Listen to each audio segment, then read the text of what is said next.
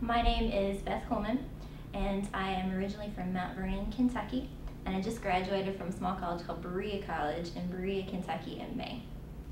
I was raised in what most people around here, especially in DC, might consider sort of a wild place.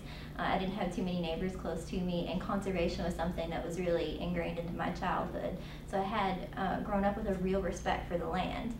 But as I grew older, I began to realize a lot of the environmental devastation that occurs from whether it's mineral extraction to urban pollution, a lot of issues that are damaging the environment. So to me, it became not just an issue of conservation, but also an issue of human health. And if anything was more sacred to me growing up in the environment, it was definitely the lives of people, the lives of my family, the lives of my community. And the issue of mountaintop removal is something that affects not just my community, but my state very heavily, and also sort of the Central Appalachian region. So that's definitely something that directly affects my community, my government, the health and families of people that I know, people that I work with. And so that's really sort of what committed me to the environment. Mountaintop removal is a process of coal mining. And essentially what it is they blow off the top of mountains to extract the coal seams that are like several, in some cases 1,000 feet beneath them, and they shove the mountain into these nearby valleys. And often the way that Central Appalachia, especially and where I'm from, is structured is that we have so many of these beautiful little creeks and streams that feed into groundwater, that then feed into headwaters of major rivers, and essentially these little creeks and streams account for the actual drinking water of about 100 million Americans, actually, if you add up all these little creeks and streams that don't seem to matter to the people that are filling these valleys and filling those creeks and streams. And essentially the drinking water that people have comes out of their tap, orange or black or brown, because it's filled with dangerous chemicals, heavy metals like selenium, arsenic, chromium.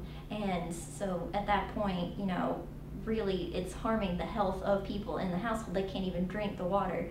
Where I go to school, Berea College, it's very active in sort of Appalachian justice, Appalachian issues in particular. And my community had stopped mining coal when I was born. Actually, the year I was born, the mines closed down. The mines where my uncles had worked, where my grandmother had even as a child gone into the mines with my great-grandfather to mine coal. And so while I had grown up with sort of a loose association with it, I didn't have quite the identity that a lot of people in eastern Kentucky did. And what Berea did was give me the opportunity to visit communities in eastern Kentucky, like farther eastern from where I live, and actually meet families that live around these mountaintop removal sites. And when I got to meet the families, I didn't just see the faces of elderly people that were being forced off their land, but also the faces of school children that can't play outside, or they have asthma, or they have family members with cancer or skin conditions that are a result of the awful chemicals that they're exposed to. And again, these are people's lives. It's the way they live day to day, and just imagine entire communities that have those stories and those effects.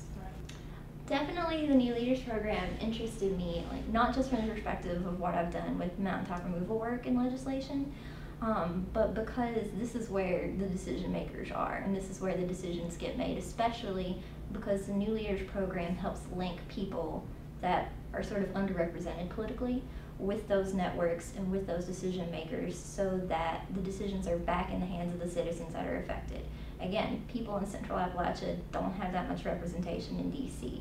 Mountaintop removal isn't an issue that a lot of people know about, and I really hope to change that, because more people from the area, more people that work with those issues, need to be the ones here in DC that are considering those things, because effective policy can't get made if the people you're representing aren't heard, aren't voiced, and aren't the ones making those decisions.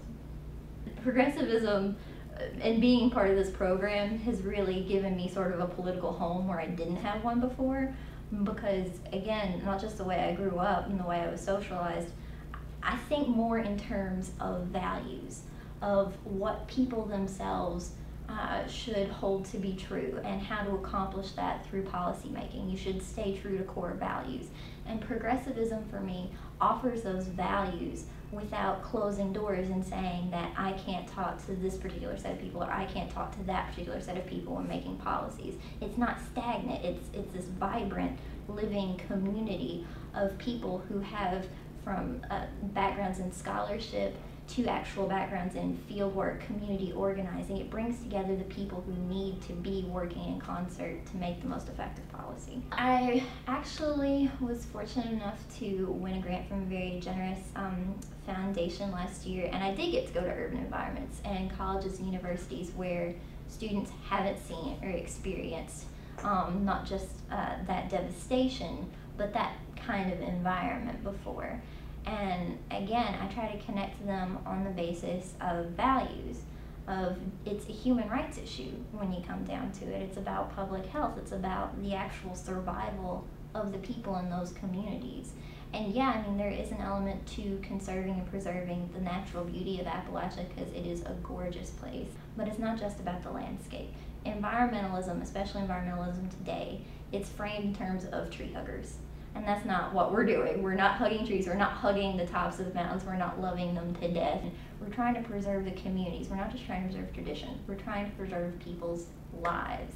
And can you imagine not being able to run your toothbrush under the sink? Can you imagine not being able to let your children play outside because the dust in the air is so thick? Can you imagine having your home wiped away when a sludge pond filled with toxic chemicals wipes away everything you've worked your entire life for? And I think that that crosses partisan lines. I think that crosses regional lines. I think that that's something that everyone, progressive, conservative, liberal, whatever, can get behind.